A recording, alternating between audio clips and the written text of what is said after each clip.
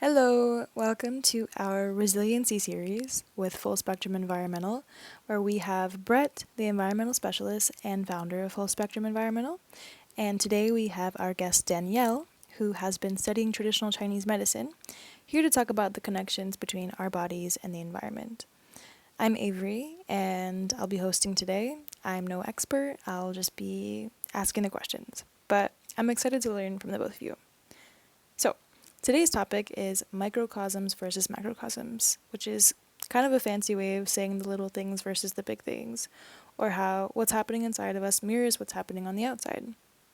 My interpretation is I picture the block I live on as a tiny snow globe, my little world, my microcosm, or maybe my own body as the microcosm, as it is its own ecosystem.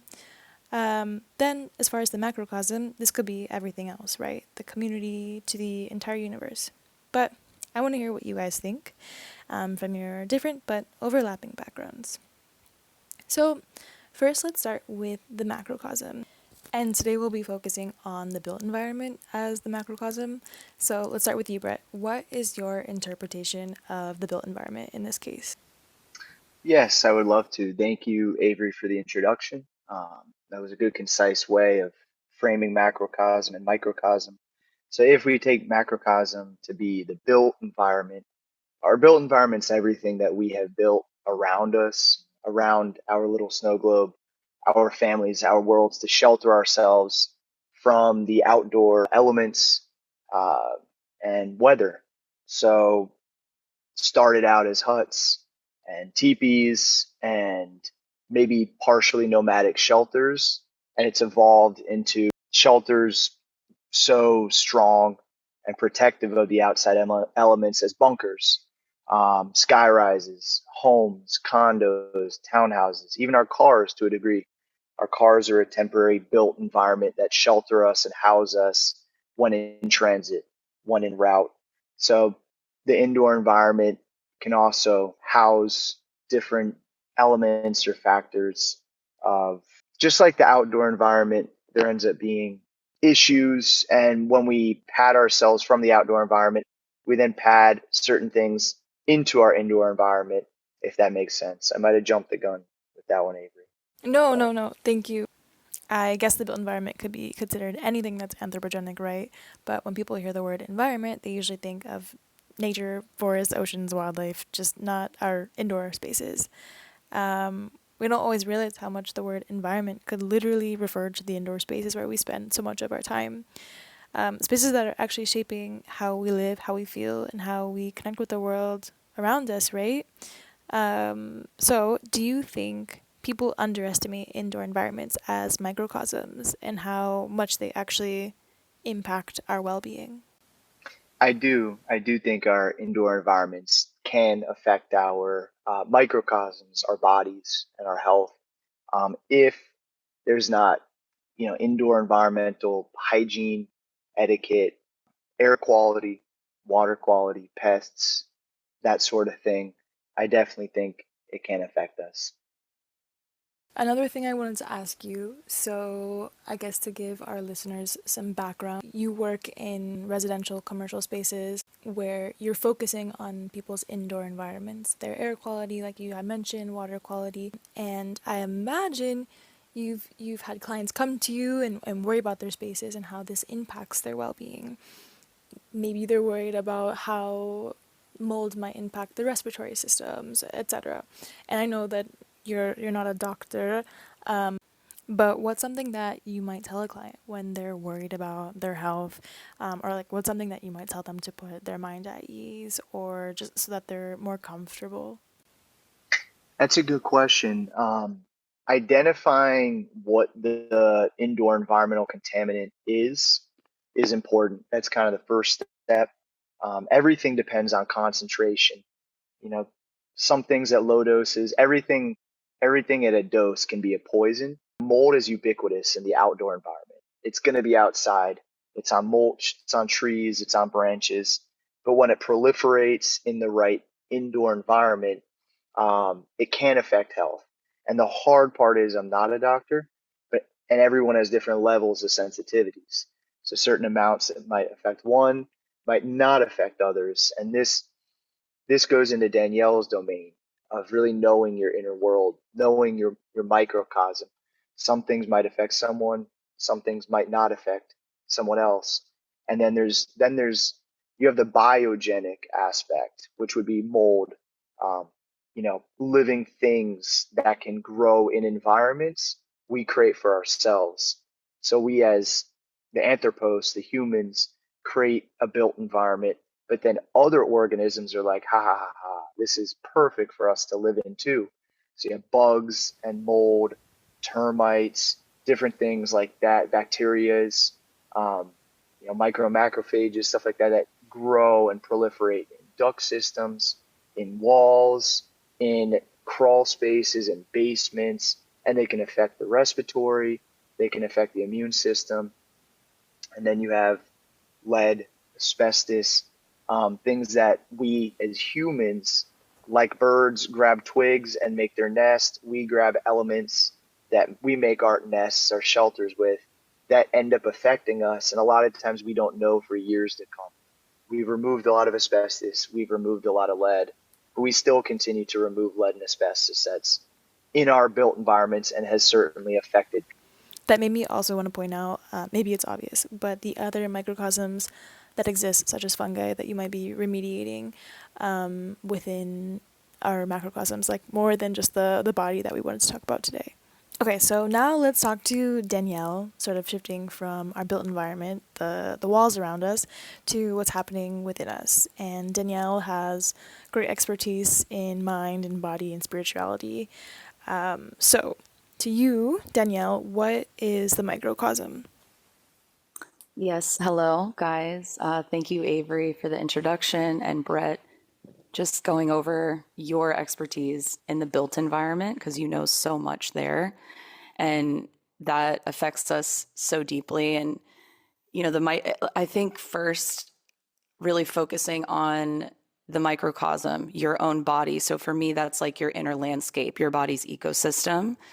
And it's all the interconnected systems within our body, our cells, our organ, our fascia, and they're all communicating with each other and working together to maintain this balance and homeostasis in the same way that our ecosystem is doing, like on the planet.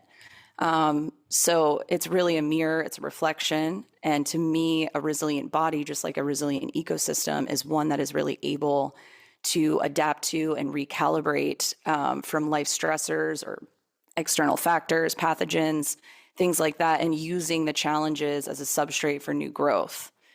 And Chinese medicine really taught me this on another level. So, I had a question. When you look up like microcosm versus macrocosm, which is not something that I'm very familiar with, but it always says, and maybe I'll get it mixed up. So, the microcosm is a reflection of your macrocosm and vice versa. Like they're both a reflection of each other, correct? Yes. Okay. So, for example, like the body is what we would say a hologram of nature of the universe, which means that you can superimpose nature and ecosystem onto the body, and the same things that apply for the greater ecosystem will apply for the body and the mind, let's say. It works both ways, I guess you could say. Yes, it definitely works both ways. How does the microcosm connect to what's going on in the natural, or in this case, built environment around us? Yeah, so like the way Chinese medicine teaches us is that our body again is that microcosm. It's a reflection of the environment and the universe. And really it was formulated by monks, Chinese monks meditating and recognizing that what they were seeing outside of themselves in the natural world was exactly what was happening in the body. And we could use the metaphors, let's say, from observing the natural world.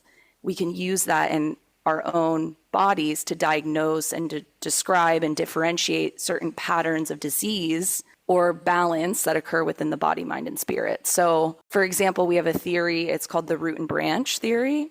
And the branch is like the tree, it's what we see, it's like the external symptoms that present on the surface. It's what we're conscious of, what we're able to observe, feel, touch, things like that. So sometimes you can just treat these branch symptoms and it will resolve because maybe it wasn't that deep. But most of the time, the branch is just a reflection of the root, right? Which is something that we can't always see. It's like this unseen force within our body. And until you address the root cause and you dig deeper, the disease state will not resolve itself. It will not heal. So, really, Chinese medicine is about taking into account symptoms on the surface in order to get to the root cause. And we do this by basically asking questions and seeing what we use the 5 element theory. So, again, we have 5 elements in our environment, we have them within ourselves. So we ask questions to see what elements could be out of balance Can or you, what element. for people who don't know, can you tell us the 5 elements? Yes. So in Chinese medicine, the 5 elements, they're fire, earth, water. And then instead of air, we actually use wood and metal. Okay, yeah, that makes sense. I guess I know the elements from like the Chinese zodiac from Chinese New Year. Yes, exactly. It's a little different than like an Ayurveda element kind of thing. Yeah. But they're similar, right? They're getting at the same thing, but the Chinese have such a very rigorous, systematic way of differentiating disease, let's say, using these elements. So I won't go into all the elements because I Right. know that could be a whole other podcast, but basically we use the signs and symptoms of your symptoms to see, okay, what elements are out of balance. And then from there, we treat accordingly. So your organ system has an energy channel, a meridian that it's connected to. So we would treat along that meridian or its pair, as we would say, a yin yang pair, and vice versa. We would attack the issue or address the issue from that lens, from the elemental lens, the energetic lens. And basically, we are formulating like a pattern. So your disease state is very highly specific to you. Every individual has a different pattern, right? And so we really take the individual into account and we have this pattern that we're then treating from. Let's say, you find out what, my body is lacking. Do you then reintroduce those elements into the body?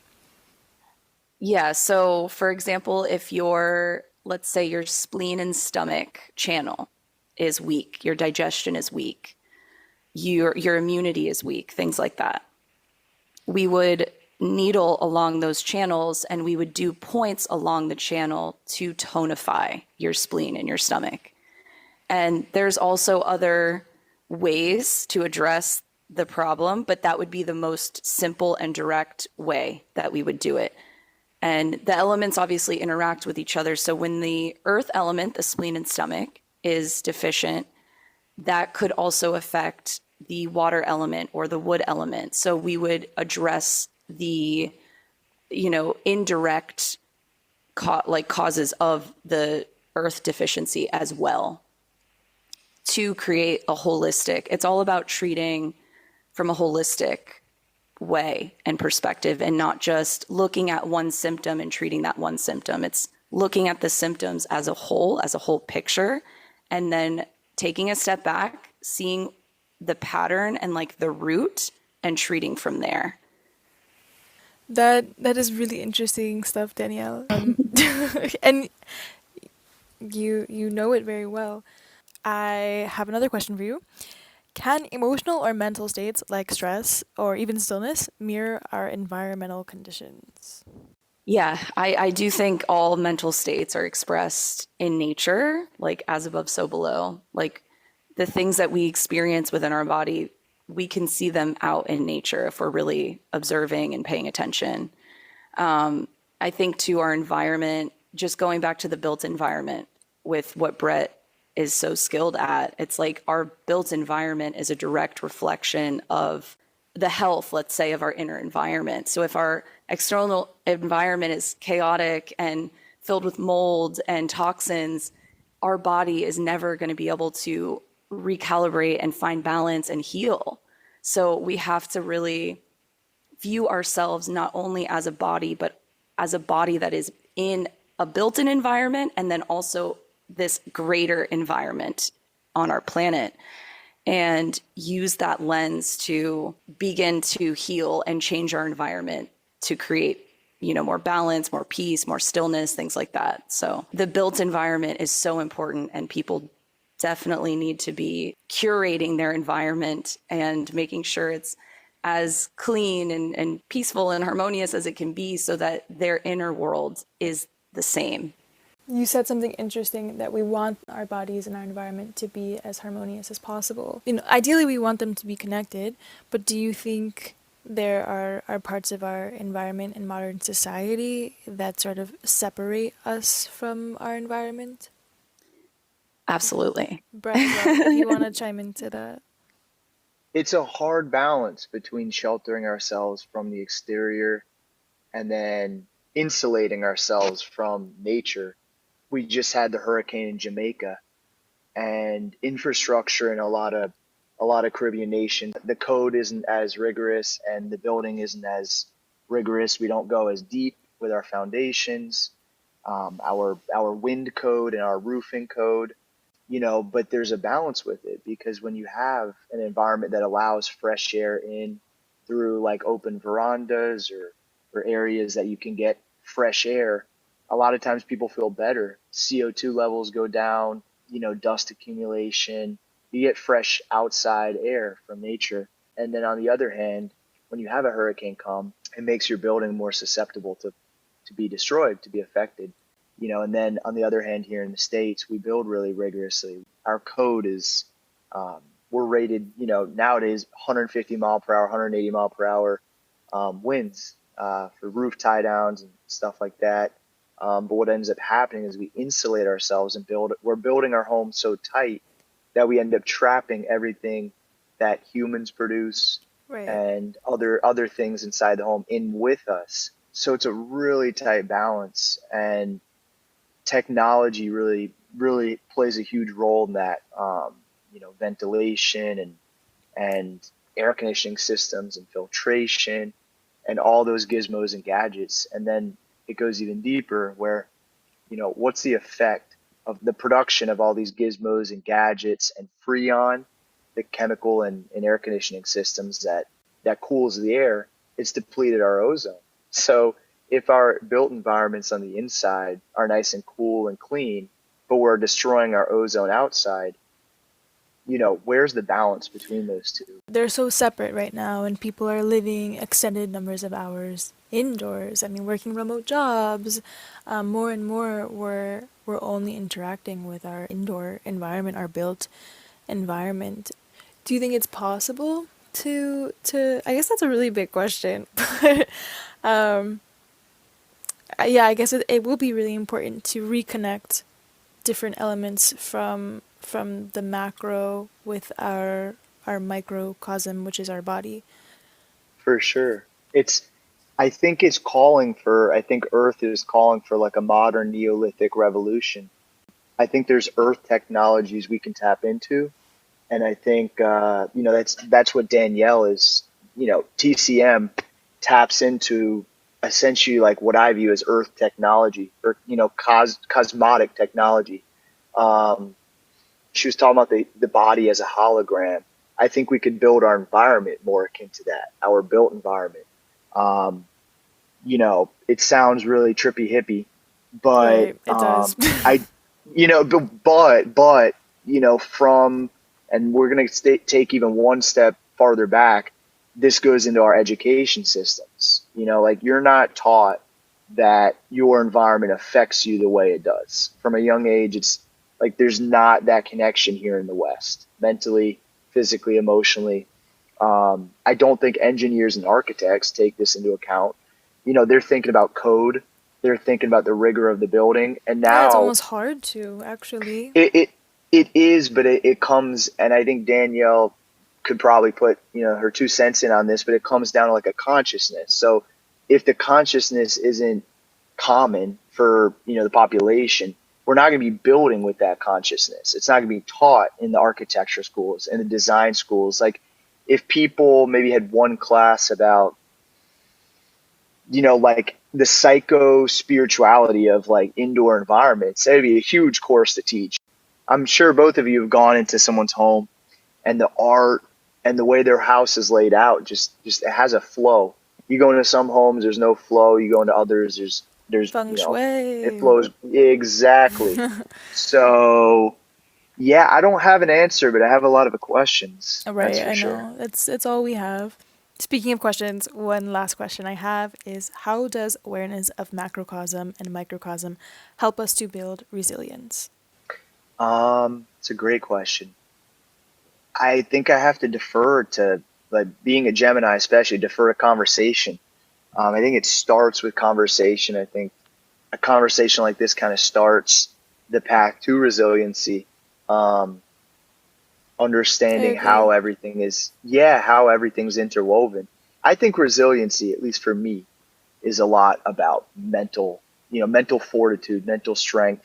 Um, there's always going to be things out there to get you.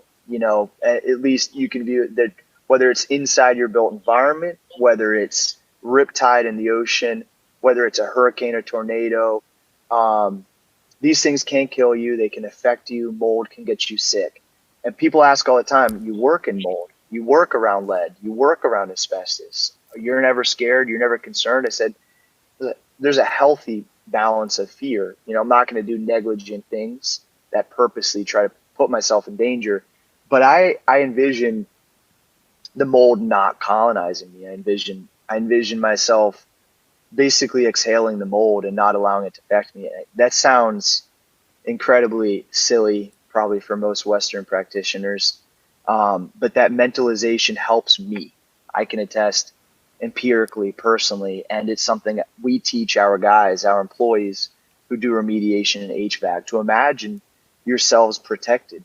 Don't let the fear of mold affect you, because that's a part of it too as well, having that fear. Like, wear your N95, don't be negligent, wear your mask, wear your goggles, wear your gloves, right? You're doing that, but there's a mental fortitude to it, and that mental fortitude, I think, comes from conversation. That resiliency starts with community conversation, family conversation, friends like us discussing the overlap and seeing that it's much more interconnected than separate. It's all much more interconnected than we think. Danielle, as well, can you tell us how awareness of the macrocosm and microcosms might help us to build resilience? Yeah, just kind of going off of what Brett was saying, I think too, fear is like having fear about something can create that thing happening in your life. The mind is so powerful. And fear, it depresses our immune system. Like it makes us more susceptible to illness or pathogens or just programming too of society. I think a lot of our society is built on fear, which is why our built environments kind of reflect that. Like we want to be separate from nature. We want to be so far from it because we fear it. We Right. fear natural disasters and insects and creatures and molds and like you said, Brett, we are so interconnected to those things. And in a healthy balance, we can actually coexist with it and it can help our health actually and can break our fear. And like what you're saying with community and communication, like conversations, that is instilling trust and cooperation. And those are things that we need to be cultivating more in our lives because with that, like it starts from within. I think really it's like if the macrocosm, let's say your built environment and like the way society is structured is hard to change or control because it often is for one person, you can change and control your inner world. And you can start there. I think starting there is really empowering. Really, it's just about re envisioning the type of built environment that we can live in that is more connected to the natural system. I think of permaculture in this way. I don't need to get into all of that, but just there are ways that people are building their homes and their built environment with earth materials and with the feng shui of being more connected to the outside and still protected from the elements. Like Brett was saying, there is a balance. So we can't just fully connect with nature and then be exposed to all the elements, and then we can't fully close ourselves off and not be. So there's a balance. And I think discovering that is something that we're all doing little by little, and it really starts from within. Yeah, I think I err on the side of optimism, and honestly, more than ever, people seem to be open about feeling disassociated. It's something that's constantly talked about in the media these days. I think it's time to reintroduce more holistic lifestyles, getting outside. People joke about, oh, I need to go touch grass, but it's true. But just, yeah, reconnecting, finding that balance. Even traditional Chinese medicine seems to be gaining popularity, and there must be a correlation there. Um, but anyway, thank you for taking the time to brainstorm about this today, guys. Of But course. anyway, Thank you so much, Avery. thank you. And Thank you, thank you, Avery. Brett. Thank you, Brett, for having me. And thank you for both of you. I appreciate you taking your time. And I look forward to the next episode. I think there's a lot more we could talk about. Definitely. Me too. Bye, guys. Bye.